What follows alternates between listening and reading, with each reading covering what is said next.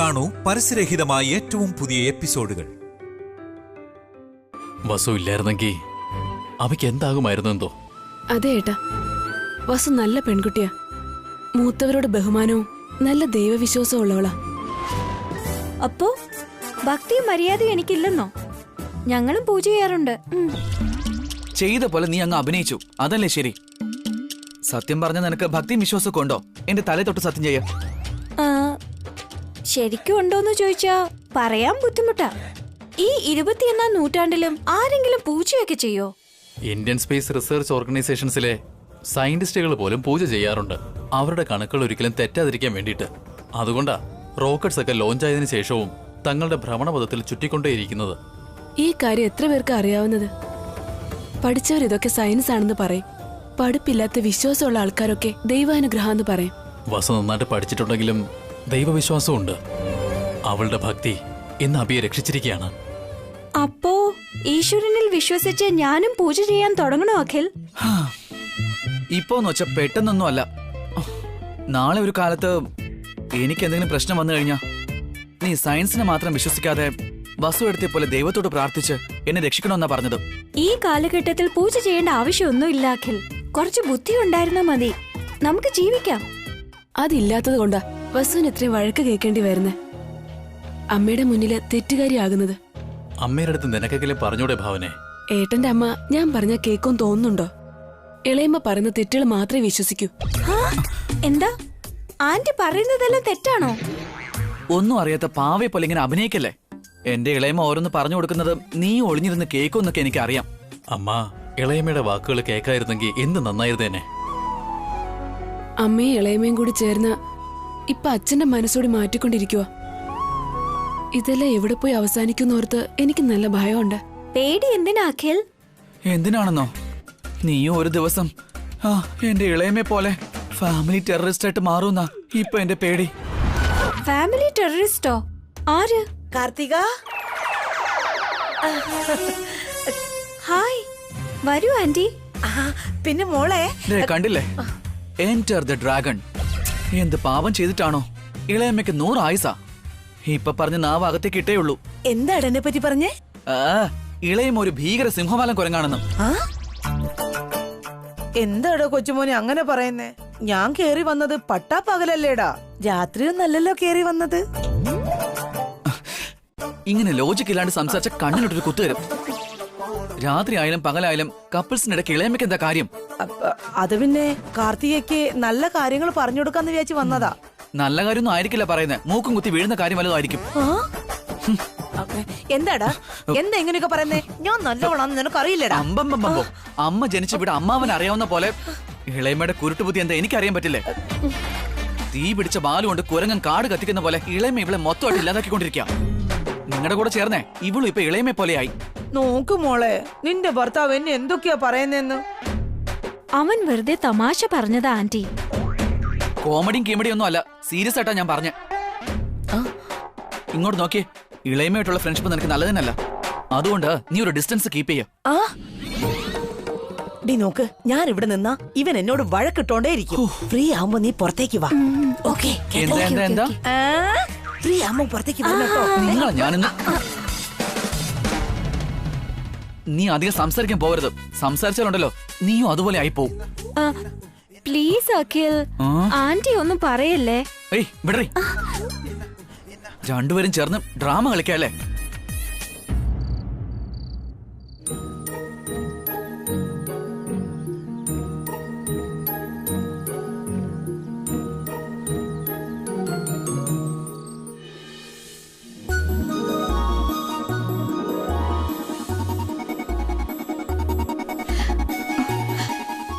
ഏട്ടൻ ഈ അവസ്ഥയിൽ കൈകൊണ്ട് കഴിക്കാൻ പറ്റുമോ? ഒരു കാര്യം ചെയ്യാം, എല്ലാം കൂടി കുഴച്ചു വെക്കാം.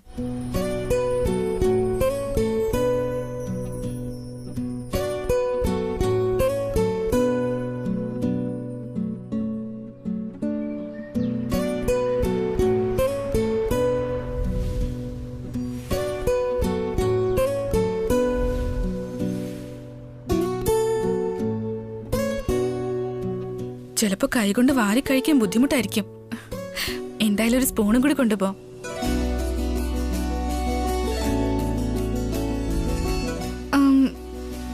എന്തെങ്കിലും മറന്നുപോയോ ഞാൻ? മറന്നുപോയാലും തിരിച്ചു വന്ന് എടുക്കാമല്ലോ.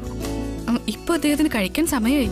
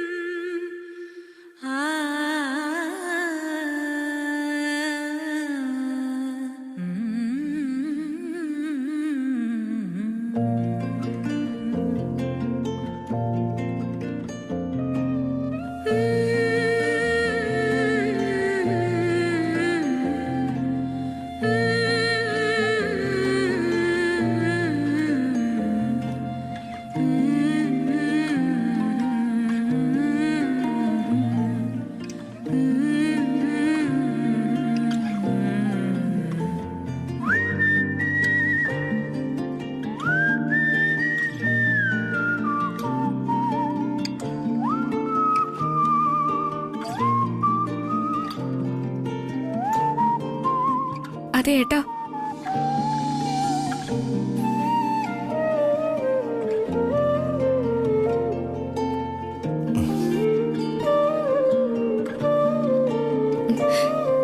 ഏട്ടന് കഴിക്കാൻ കൊണ്ടുവന്നിട്ടുണ്ട്. എഴുന്നേൽക്ക്.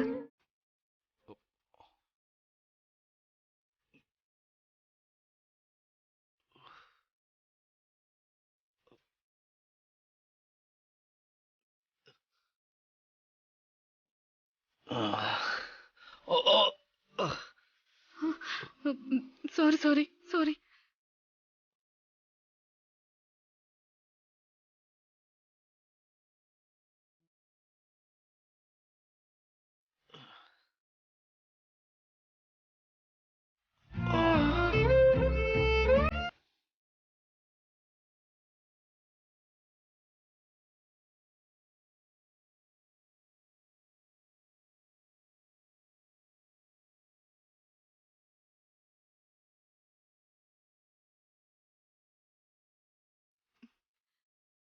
ദാ കഴിക്കൂ.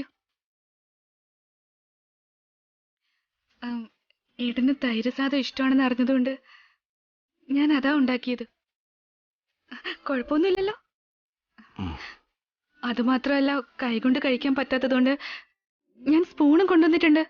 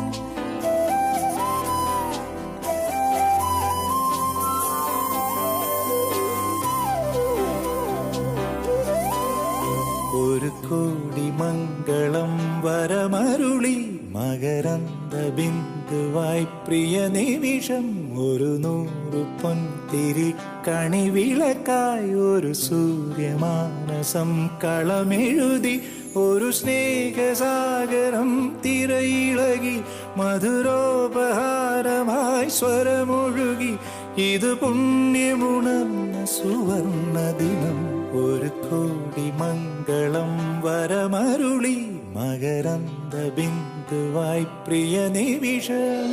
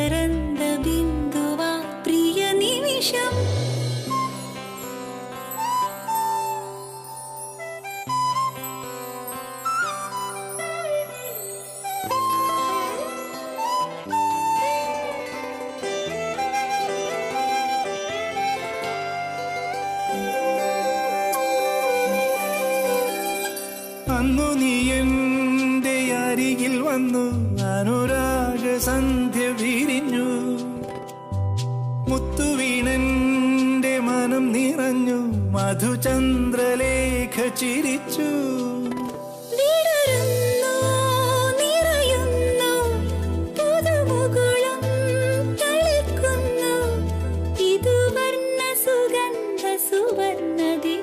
ഒരു കോടി മംഗളം വരമരുളി മകരന്ദ ബിന്ദുവായി പ്രിയ നിമിഷം ഒരു 100 പൊൻതിരി കണി വിളക്കായി ഒരു സൂര്യമാനസം കളമെഴുതി ഒരു സ്നേഹസാഗരം തിരയിളകി മധുരോപഹാരമായി സ്വരമൊഴുകി ഇത് പുണ്യമുണർന്ന സുവർണദിനം ഒരു കോടി മംഗളം വരമരുളി മകരന്ദ ബിന്ദുവായി പ്രിയ നിമിഷം ഒരു 100 പൊൻതിരി കണി വിളക്കായി ഒരു സൂര്യമാനസം കളമെഴുതി ഒരു സ്നേഹസാഗരം തിരയിളകി മധുരോപഹാരമായി സ്വരമൊഴുകി ഇത് പുണ്യമുണർന്ന സുവർണദിനം ഒരു കോടി മംഗളം വരമരുളി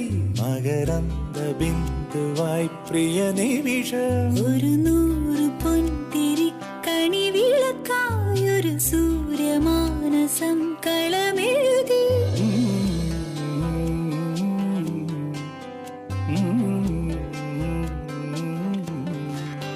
ലലലാ ലലാ ലലാ ലലാ La la la la la la la la la ലലലാ ലലാ ലലാ ലലാ la la la la la la la la la.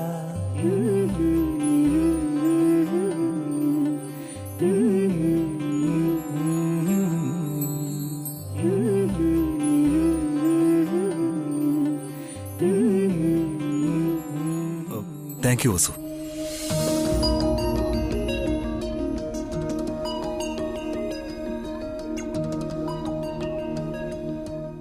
നമുക്കിടയിൽ താങ്ക്സ് ഒന്നും വേണ്ടെന്ന് ഏട്ടൻ തന്നെയല്ലേ പറഞ്ഞിട്ടുള്ളത്. Oh I am sorry. സോറിയും വേണ്ടെന്ന ഏട്ടൻ പറഞ്ഞിട്ടുള്ള. പിന്നെ താൻ ചെയ്ത ഈ സഹായത്തിനൊക്കെ ഞാൻ എന്തു പറയണമെന്നോ? അപ്പൊ ഏട്ടൻ എനിക്ക് ചെയ്തു തന്ന സഹായത്തിന് ഞാൻ എന്താ പറയാ? ഇതൊന്നും സഹായമല്ല, എന്റെ കടമയാ.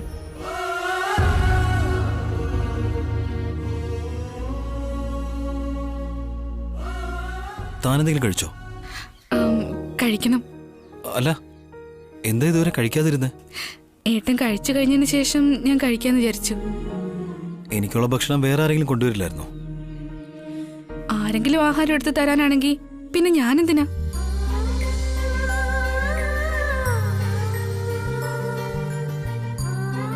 താൻ ഇന്നലെ മുതലേ ഒന്നും കഴിച്ചിട്ടില്ല അല്ലേ? നന്നായി ഭക്ഷണം കഴിക്കണം, ഏട്ടന്റെ വയറ് നിറയണം. അത് കഴിഞ്ഞിട്ടേ ഞാൻ കഴിക്കുള്ളൂ. തന്നെ ഞാൻ ഒരുപാട് കഷ്ടപ്പെടുന്നുണ്ടല്ലേ? നിങ്ങൾ അനുഭവിച്ച കഷ്ടപ്പാട് അത് വളരെ വലുതാണ്. ആ കഷ്ടപ്പാടുകൾ ഏട്ടൻ എന്നോടുള്ള സ്നേഹം അതെനിക്ക് മനസ്സിലാക്കി തന്നു. എന്റെ സ്ഥാനം എന്താണെന്നും എനിക്ക് മനസ്സിലാക്കി തന്നു. അങ്ങനെയാണെങ്കിൽ ഈ കഷ്ടപ്പാടുകൾക്കെല്ലാം നന്ദി പറഞ്ഞോളൂ.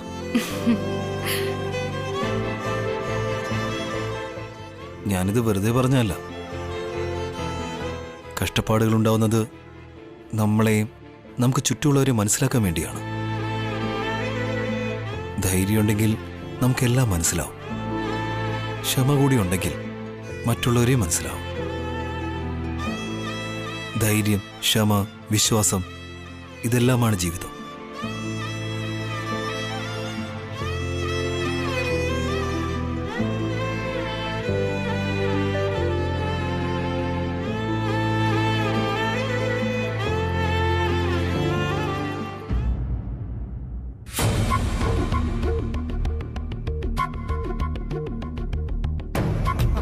എന്നോട് സംസാരിച്ച അവള് വഴിതെറ്റി പോകും പോലും. എല്ലാവരും അവരവരുടെ റൂമിൽ കയറി കഥ കടച്ചിരിക്കുന്നു. അപ്പൊ ഞാൻ ആരോട് കാര്യങ്ങൾ പറയും? എന്നെ വീണ്ടും ഒരു കല്യാണം കഴിച്ച് വിട്ടിരുന്നെങ്കിൽ എനിക്ക് എന്റെ ഭർത്താവിനൊപ്പം കാര്യം പറഞ്ഞിരിക്കായിരുന്നു. ഛേ,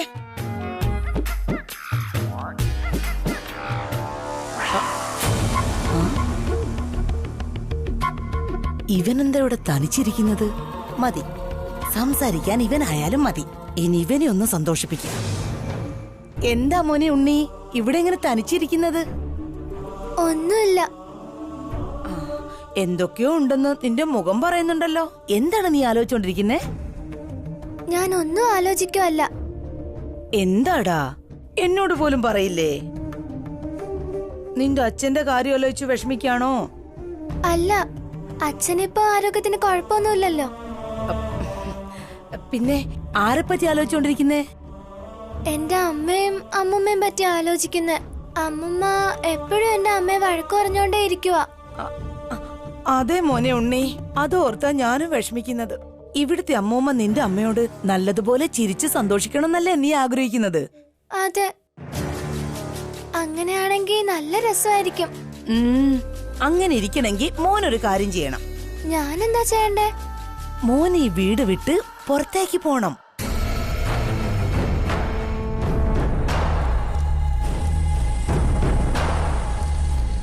ഞാനെന്തിനാ പോകുന്നേ? നീ എന്താ ഒന്നും അറിയാത്ത പോലെ? നിന്റെ അമ്മൂമ്മയും അമ്മയും തമ്മിൽ മോൻ കാരണല്ലേ വഴക്ക്. നീ കാരണാണ് ഈ വീട്ടിനുള്ളിൽ ഇത്രയും പ്രശ്നങ്ങൾ ഉണ്ടാവുന്നത്. സത്യ പറയുന്നത്, അന്നൊരു ദിവസം ഭക്ഷണം കഴിച്ചുകൊണ്ടിരിക്കുമ്പോ നീ വഴക്കൂടിയെന്ന് നിനക്ക് ഓർമ്മയുണ്ടോ? അപ്പോ അമ്മൂമ്മ നിന്റെ അമ്മയല്ലേ വഴക്ക് പറഞ്ഞത്? എനിക്ക് ചോറൊന്നും വേണ്ട, എനിക്ക് പൂരി മതി. പൂരിയില്ല, ചോറ് തന്നെ കഴിക്കണം. എനിക്ക് വേണ്ടെന്നല്ലേ ഞാൻ പറഞ്ഞത്. പ്രായമുള്ളവരോട് ഇങ്ങനെയാണ് പെരുമാറുന്നത്. തെറ്റാണത്. അതിനുശേഷം ഗുണ്ടകൾ നിന്നെ കടത്തിക്കൊണ്ടുപോയി. നിന്റെ അമ്മ ഒരുപാട് കരഞ്ഞു. അച്ഛനാണെങ്കിൽ വെടിയേറ്റു. അതിനും അമ്മൂമ്മ നിന്റെ അമ്മയല്ലേ വഴക്ക് പറഞ്ഞത്? ഇതിനൊക്കെ കാരണം നീയല്ലേ? ഞങ്ങളുടെ കുടുംബം നശിപ്പിക്കാനാണോ അമ്മയും മകനും കൂടെ വന്ന് കയറിയത്? ഇവനെ നമ്മുടെ വീട്ടിലേക്ക് കൊണ്ടുവരണ്ടെന്ന് ഞാൻ പറഞ്ഞു.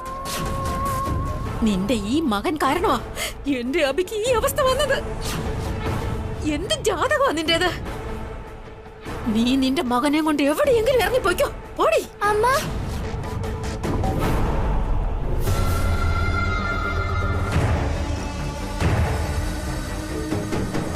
ശരിയാ, ഞാൻ കാരണോ. അതുകൊണ്ട് നീ ഈ വീട്ടിൽ നിന്ന് പുറത്തേക്ക് പോയാല് ഈ പ്രശ്നങ്ങളെല്ലാം തീരും. ഇവിടുത്തെ അമ്മൂമ്മ നിന്റെ അമ്മയെ വഴക്ക് പറയേയില്ല. അത് ശരിയാ. അപ്പോ നീ ഈ വീട് വിട്ടു പോവോ?